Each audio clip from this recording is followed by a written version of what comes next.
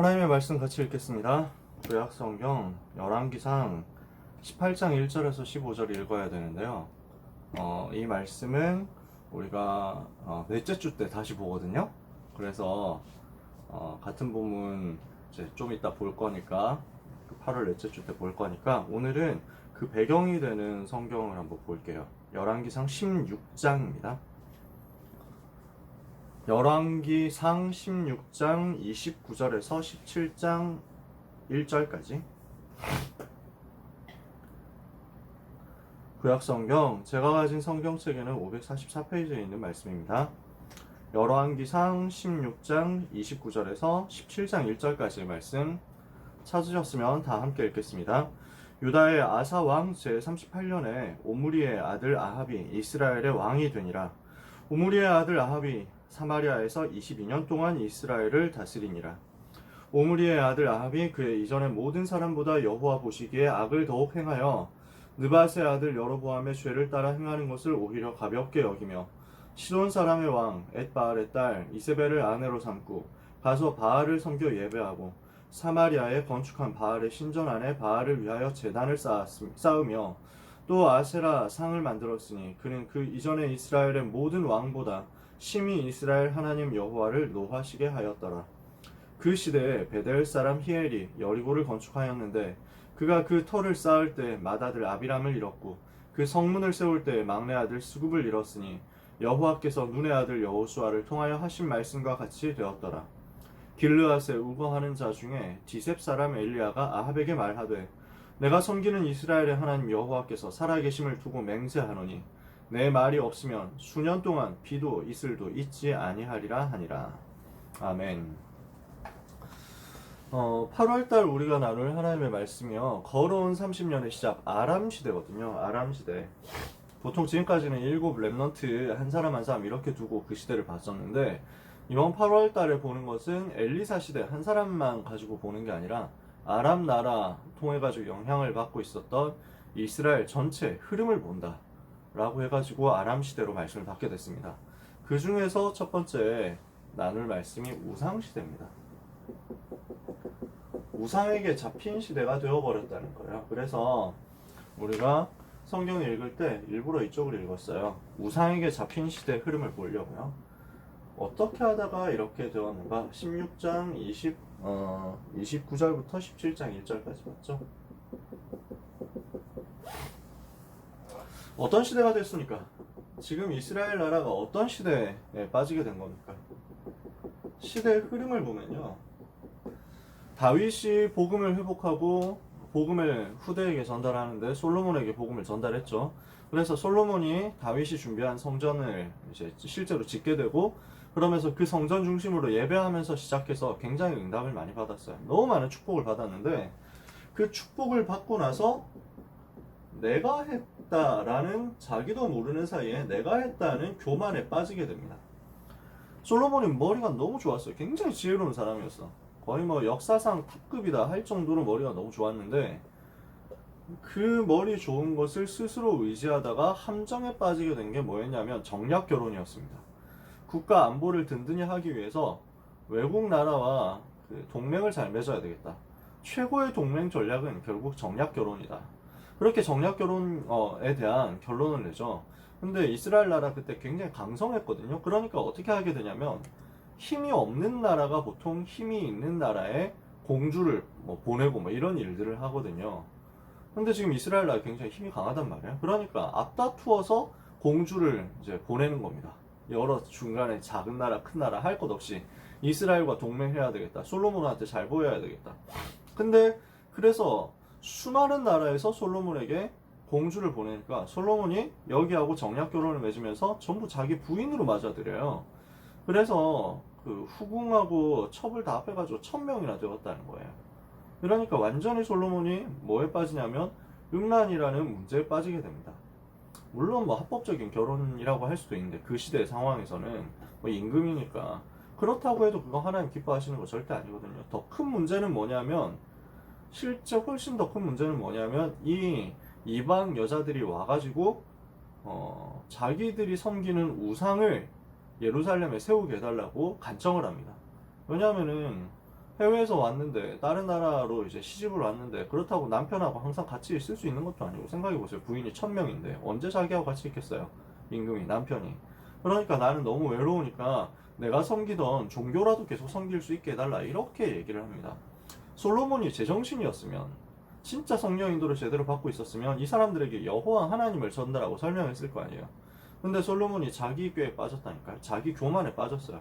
아 그래 그렇게 해라.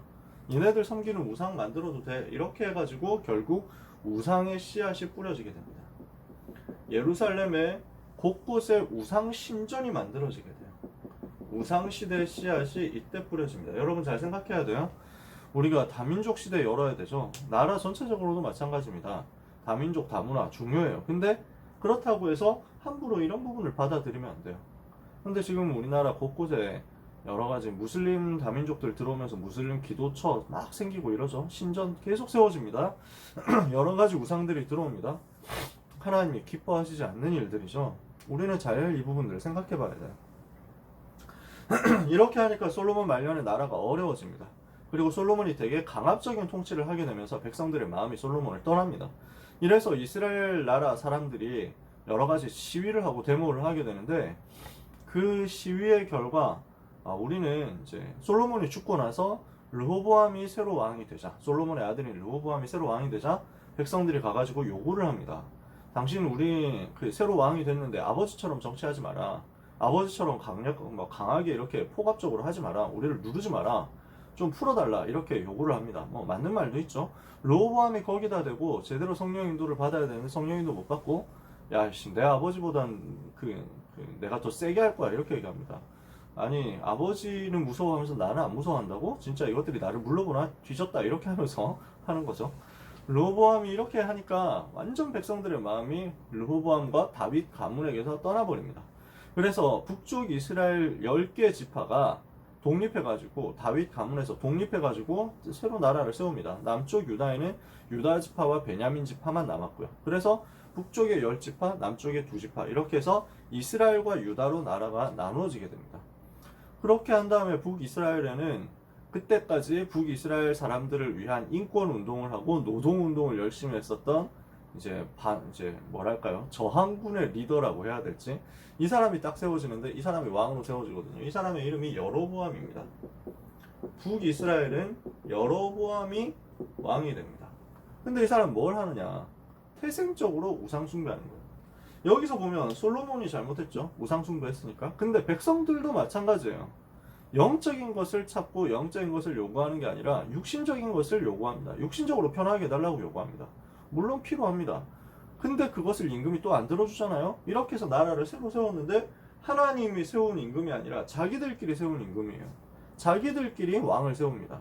자기 입맛에 맞다고, 자기 생각에 맞다고 이렇게 해서 왕을 세웠는데 이 사람이 뭘 하냐면 나라를 하나로 만들어야 되는데 이제 이 나라를 이제 겨우 새로 만들었는데 나는 정통성도 없고 갑자기 세워진 왕이니까 이 사람들의 마음을 어떻게 사로잡을까 고민을 하죠. 결국 만든 게 뭐냐면은 사람들의 마음을 자기에게로 모을 수 있도록 우상을 만듭니다. 베델에 금송아지를 만들어요. 이걸 보고 섬기라 이렇게 얘기를 하는 거죠. 국가 종교로 선포합니다. 태생적으로 시작할 때부터 우상 만들고 시작한 정권이었어요. 저 북한에도 우상 정권이 세워져 있죠. 김일성 동상 만들어가지고 전국에 우상을 다 세워놨습니다. 주로 교회 파괴하고 김일성, 김정일 우상 세워놨습니다. 동상 세워놓고 거기에 절하도록 만들어놨습니다. 집집마다 김일성, 김정일, 김정은 사진 걸어놓고 거기다 절하도록 이렇게 만들어놨습니다. 그게 북한이에요. 북한 정권의 실상이죠. 하나님이 가장 싫어하는 것이 우상입니다. 왜 그렇습니까? 하나님께 돌아가야 될 경배를 사단에게 돌리기 때문에 그 우상 숭배하면 결국 귀신이 역사하기 때문에 하나님은 진짜 우상을 절대로 만들지 말고 섬기지 말라 이렇게 말씀했거든요. 출애굽기 20장 4절에서 5절에 나 여호와는 질투하는 하나님인지 나를 미워하는 자의 죄를 갚되 아비로부터 자녀에게까지 자손 3, 4대에 이르게 한다. 우상 숭배하면 이렇게 멸망한다는 거예요. 너를 위하여 새긴 우상을 만들지도 말고 섬기지 말고 거기에 절하지 마라. 분명히 하나님 말씀했거든요. 근데 이걸 만들어서 섬기기 시작하는 거예요. 이때부터 북이스라엘은 계속해서 재앙으로 가게 된 겁니다. 이렇게 해서 시작된 우상 종교가 결국 현장을 장악해가지고 우상 시대가 되어버렸어요.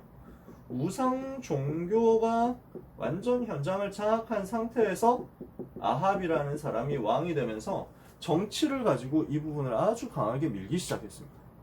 아합 왕이 우상을 제일 많이 섬기면서 지금까지 있었던 모든 왕들 중에 우상을 제일 많이 섬기면서 이세벨이라는 여자를 왕후로 데리고 들어왔는데 왕비로 데리고 들어온 이 사람도 가장 우상 많이 섬기는 사람.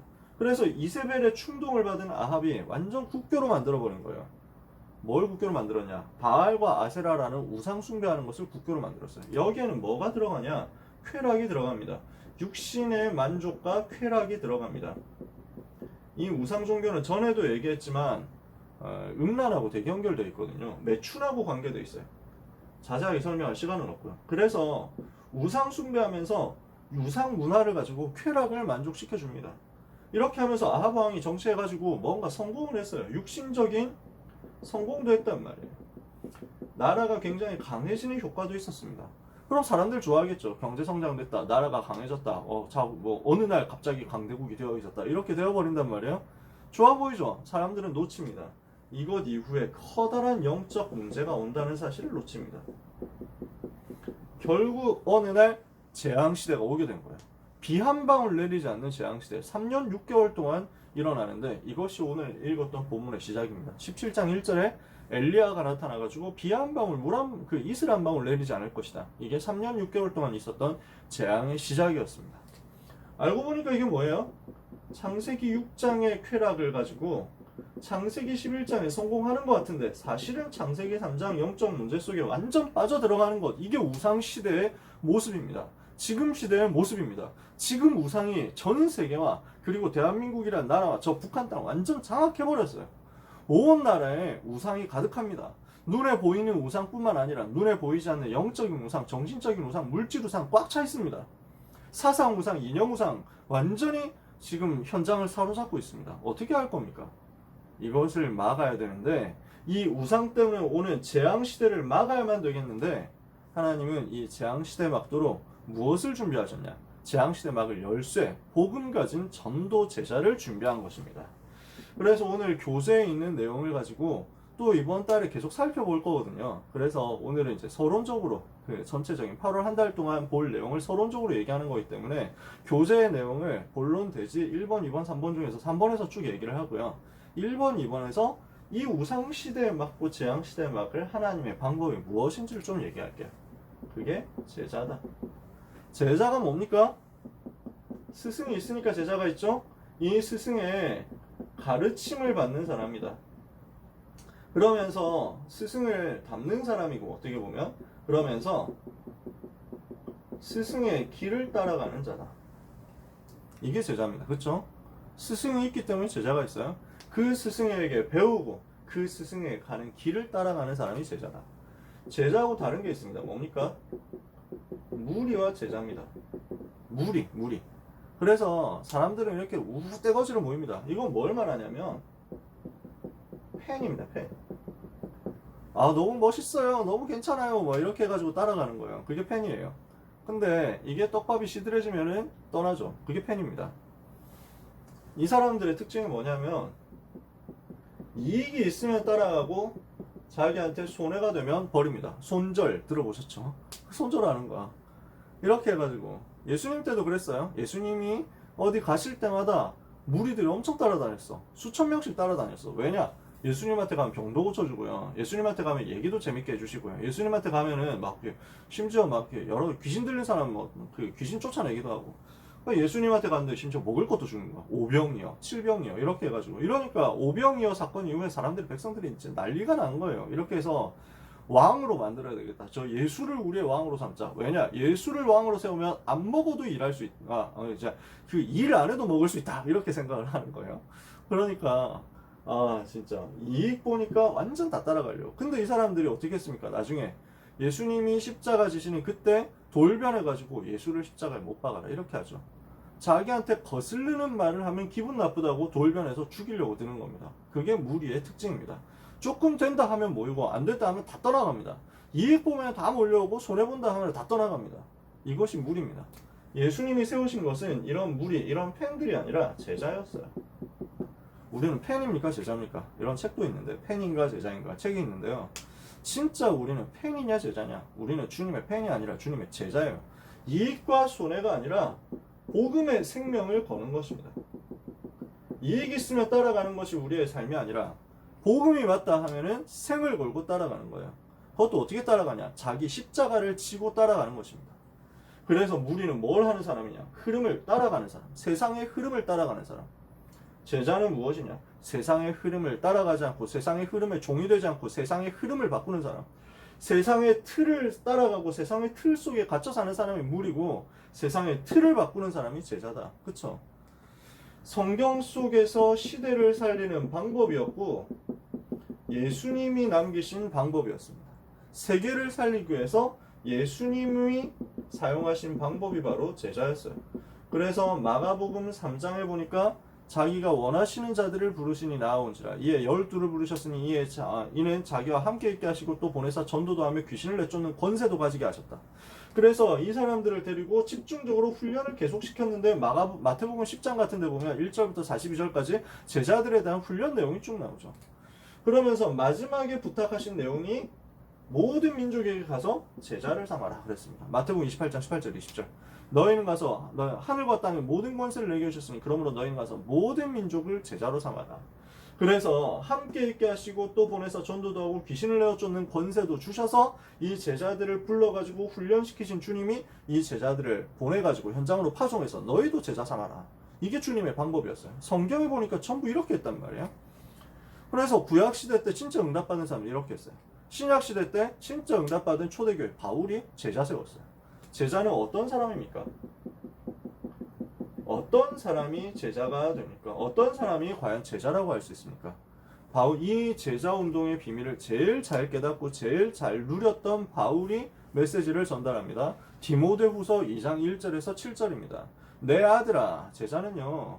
그래서 스승에게 있어서 스승에게 있어서 자녀다 이럴 정도로 완전히 생을 걸고 마음에 품은 사람. 이게 제자예요.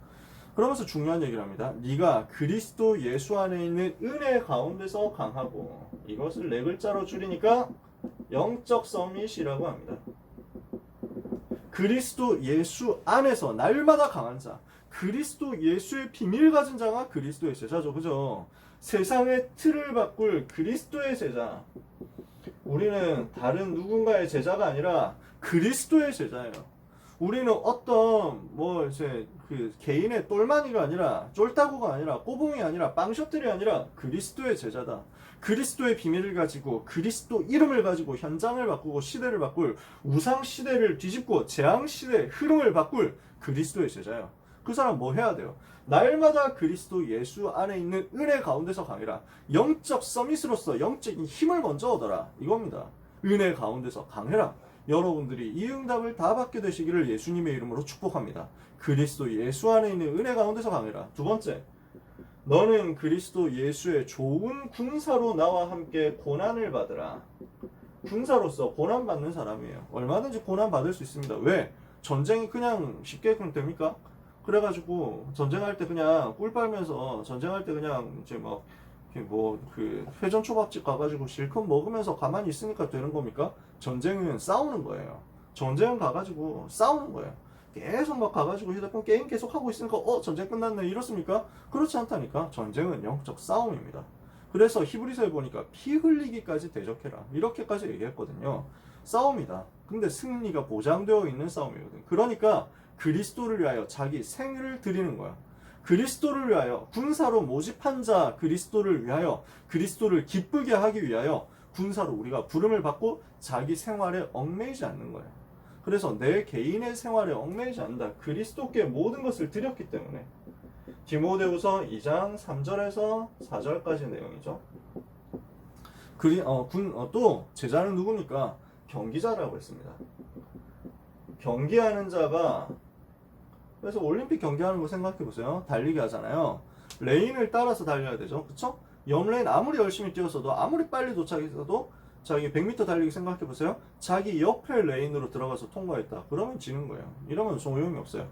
아무리 빨리 달렸어도 팍 울리기 전에 출발 신호 딱 울리기 전에 먼저 출발했어. 그럼 아무 소용이 없는 거야. 그쵸? 뭘 해야 되냐? 경기자는 법대로 경기를 하는 것입니다. 그러면 승리의 면류관을 받게 되어 있습니다. 승리자의 관을 얻게 될 것이다. 경기하는 자가 법대로 경기하지 아니하면 승리자의 면류관을 받지 못할 것이요, 상을 받지 못할 것이요, 금메달을 따지 못할 것이요.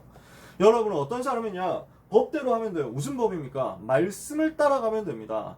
군사는 뭘 하는 것이, 그리스도의 제자는 뭘 하는 것이냐? 그리스도께서 주신 법, 그리스도의 말씀 붙잡고 따라가는 거예요. 그래서 요한복음 8장 32절에 보니까, 31절 32절에 보니까 너희 안에 내 말이 거하면 너희가 참으로 내 제자가 되고 진리를 알지는 진리가 너희를 자유케 하리라. 말씀 붙잡고 있으면 그 사람이 제자예요. 말씀이 그 속에 있으면 그 사람이 제자예요. 이 부분을 저는 대학생 때 굉장히 많이 훈련받았습니다. 하나님이 은혜를 많이 주셨죠. 오천명 목사님 통해서 메시지를 이 부분에 집중적으로 받았어요. 제자는 뭘 하는 사람이냐? 말씀 따라가는 사람이다. 광대는 줄을 타고 제자는 말씀을 탄다. 그때 우리 훈련받았던 메시지였어요. 여러분, 말씀 따라가는 게 제자입니다. 말씀을 따라가면 반드시 승리자의 메달을 따게 되어 있습니다. 상을 받게 되어 있습니다. 우리 제자는 뭘 하는 사람이냐? 수고한 농부다. 농부처럼 뭘 합니까? 씨를 뿌리죠. 그리고 헌신을 하면서 기다리죠. 그리고 곡식을 거두게 되겠죠. 씨를 뿌리면 그 다음날 바로 나오냐? 안 그렇습니다. 계속 가가지고 확인해 줘야 돼요. 여러분 농사 짓는 거 대충은 아시죠? 저도 대충밖에 모릅니다. 씨를 뿌렸어요. 모내기도 해줘야 돼요. 김매기도 해줘야 돼요. 뭐 이제 오면은 뭐 태풍 오면 막 이렇게 세워주고 보호도 해주고 다 해줘야 돼요. 계속 나가야 돼. 그러다가 곡식을 거두죠. 그 추수할 때가 옵니다. 그때 수고한 농부가 곡식을 먼저 받는 것이 마땅하니라. 디모데후서 2장 6절. 여러분은 농부처럼 생명 살리기 위해서 헌신하고 기도하고 기다리면서 준비하고 계속 현장을 돌다가 어느 날 응답이 왔을 때 제일 먼저 응답받는 사람, 그게 제자다. 이 사람을 통해서 뭐가 일어납니까? 또 다른 제자가 일어나는 거예요. 이게 디모데후서 2장 2절입니다. 네가 많은 증인 앞에서 내게 들은 말을 다른 충성된 사람들에게 부탁해라. 그들이 또 다른 사람들을 가르칠 수 있으리라. 제자가 또 제자를 낳는 겁니다. 또 다른 제자를 낳아요. 스승을 통해서 받은 이 복음, 그 우리의 스승이신 그리스도께, 우리의 참 스승이신 전도자에게 이렇게 해가지고 초대교회를 통해서 전달된 이 복음이 우리 제자를 통해가지고 또 우리한테까지 흘러왔어요. 우리가 제자가 되었는데 우리를 통해서 또 다른 제자가 세워져요. 이렇게 해서 시대의 흐름을 바꿔나가는 거예요. 이 일이 지금 아람 시대 때 벌어진 겁니다. 여러분이 이 비밀을 가지고 이 시대의 역사는 우상과 싸우고 이 시대에 온 우상으로 말미암은 재앙 시대 무너뜨리는 응답 받게 되시기를 바랍니다. 이 응답이 우리를 통해서, 우리 제자들을 통해서, 우리 렘넌트 전도 제자들을 통해서 시작되게 해달라고 기도해야 되겠습니다. 그래서 이 우상 시대에 바꾼 제자들이 나옵니다. 8월 한 달 동안 계속 볼 내용입니다. 어떤 제자들이 나왔냐? 아합 임금이 바알 아세라 종교를 국교로 만들면서 뭘 했냐? 여호와 하나님의 선지자를 다 잡아 죽였어요. 이렇게 하는 아주 악독한 시대가 됐어. 근데 누가 나왔냐? 오바댜라는 사람이 나온 겁니다. 이 오바댜는 누구냐? 엘리야의 제자예요. 이 엘리야의 제자인 오바댜 한 사람이 뭘 했냐? 아합 왕에게 인정받는 신하였어. 국내 대신이었다니까. 그러면서 뭘 했냐? 엘리야의 제자야. 진짜 렘넌트는 이렇게 응답받을 수 있어요. 악한 시대지만 그 속에서 불신자에게 인정받으면서도 진짜 복음 운동하는 사람. 이렇게 해서 뭘 했냐? 100명의 선지자를 숨겼습니다. 한 사람 엘리야를 통해서 또 한 사람 오바댜가 세워졌는데 이 사람을 통해서 100명의 여호와의 선지자가 준비되기 시작한 거예요. 여기에서 우상시대 이기는 첫 번째 팀이 나왔어요. 그리고 나서 엘리야가 뭐랍니까? 이 오바댜의 그 중계를 통해 가지고 아합 왕을 만납니다. 아합 왕을 만나 가지고 누가 섬기는 신이 진짜인가 보자. 이렇게 대결을 하게 됩니다. 바알 아세라 우상 제사장들하고 그 다음에 엘리야 한 명하고 850명과 한 명이 싸웁니다. 이렇게 했는데 하나님이 살아계신 것이 증거가 됐죠. 850대 1의 대결에서 갈멜산의 대결에서 엘리야가 완전 승리합니다. 이 850명 우상 선지자들 다 쓰러뜨립니다. 근데 문제는 뭐냐? 이렇게 하고 나니까 이 악한 아합 왕 부인 이세벨이 막 일을 가는 거예요. 내가 아끼고 세운 바알 아세라 선지자를 다 죽였다고?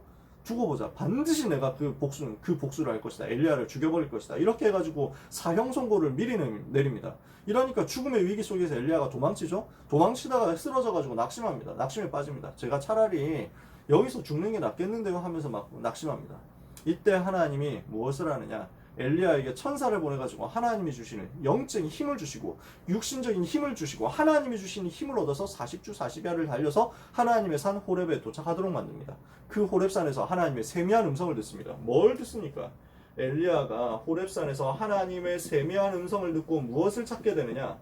엘리사를 하나님이 준비해 두었다. 기름 부어서 선지자로 너를 대신해서 너의 뒤를 잇는 선지자가 되게 해라. 그리고 바알에게 무릎 꿇지 않은 7천 제자를 숨겨 놓았다. 바알에게 무릎 꿇지 않은 7천을 숨겨 놓았다. 찾아내라. 이 사람들 데리고 이 시대를 바꿔라. 이게 하나님의 말씀이에요. 여러분에게 주시는 말씀입니다. 여러분 현장에 바알에게 무릎 꿇지 않은 7천 제자가 있다. 여러분 현장, 여러분이 가게 될 시대 현장에 바알에게 무릎 꿇지 않고 우상에게 무릎 꿇지 않은 7,000명의 제자 숨겨져 있다. 이 사람을 우리는 찾는 거예요. 이렇게 해서 엘리사를 찾고 엘리사에게 기름을 부어가지고 선지자가 되게 하면서 이 엘리사를 통해서 말씀 운동이 시작됩니다. 이 엘리야와 엘리사가 말씀 운동 시작하는데 엘리야가 승천한 이후에 엘리사는 갑절의 영감을 받습니다. 갑절의 성령 충만을 받아가지고 도단성 중심으로 곳곳에 RUTC 세우고 선지 생도들을 훈련시켜서 계속 이 7천 제자들을 찾아내는 거예요. 7천 제자 찾을 미션을 엘리야가 붙잡았다면 이 미션을 실제 실현한 사람이 엘리사였어요. 이 엘리사를 통해서 어떤 역사가 일어나느냐? 싸우지 않고 승리하는 역사가 일어난 것입니다. 그러면서 우상시대가 무너지고 이스라엘과 유다 나라와 아람 나라에까지 말씀이 전달되는 역사. 우상 섬기던 아합 왕이 비참하게 전쟁터에서 죽임당하고 이세벨 왕후는 살해당하고 이런 일들이 벌어져요. 하나님이 살아계신 증거가 나타나고 그러면서 저 유다 나라에 저 아람 나라에 말씀이 전파되는 싸우지 않고 승리하는 역사가 일어난 것입니다.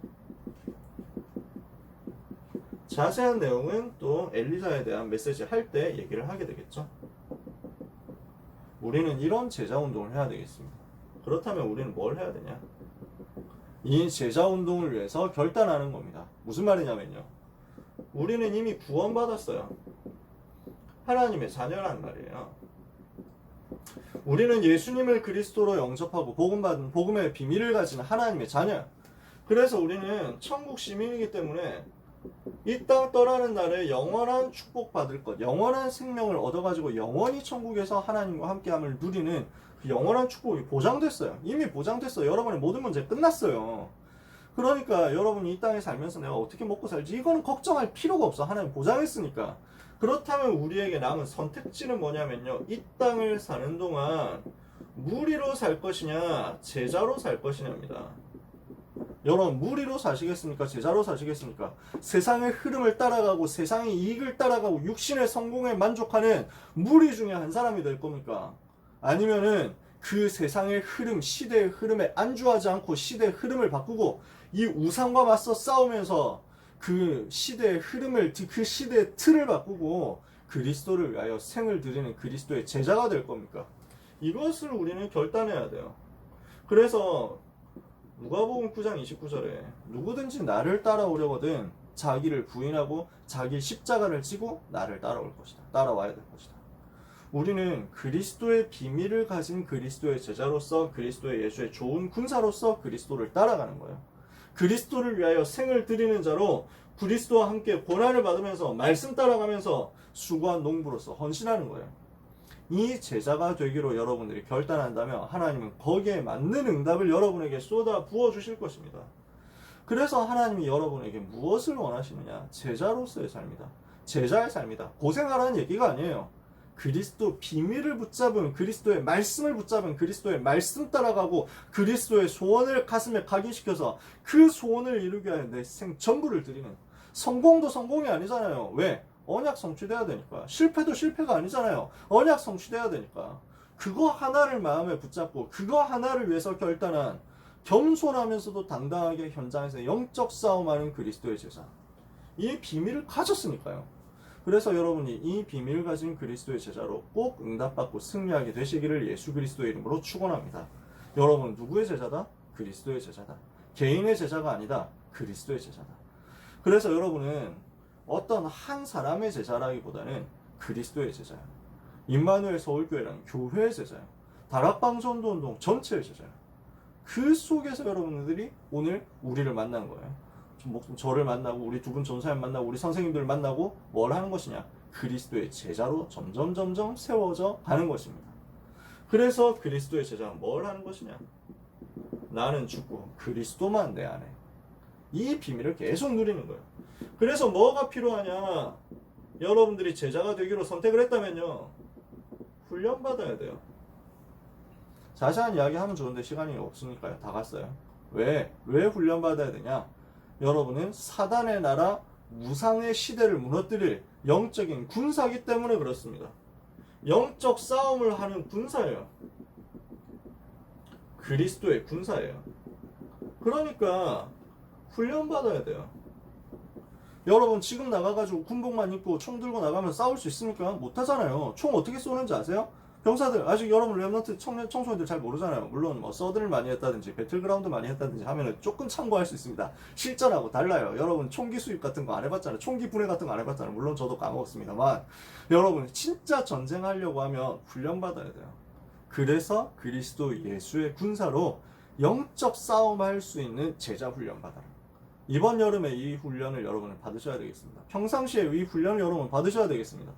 자부심 가지고 이 훈련 스케줄 준비하는 가운데 하나님이 주시는 은혜 받는 여러분 되시기를 예수 그리스도의 이름으로 축복합니다. 기도하겠습니다.